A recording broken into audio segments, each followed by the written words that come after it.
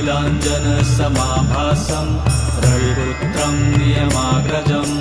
छायामार्तण्डसम्भुतं तं नमामि शनैश्चरम् नीलाञ्जनसमाभासं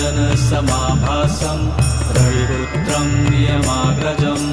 छायामार्तण्डसम्भुतं तं नमामि शनैश्चरम् नीलाञ्जनसमाभासं रविपुत्रं नियमाग्रजं छायामार्तण्डसम्भुतं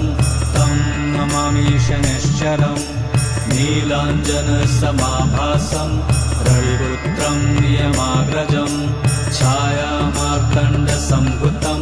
तं नमामि शनैश्चरम् नीलाञ्जनसमाभासं रविपुत्रं नियमाग्रजं छायामार्तण्डसम्भुतं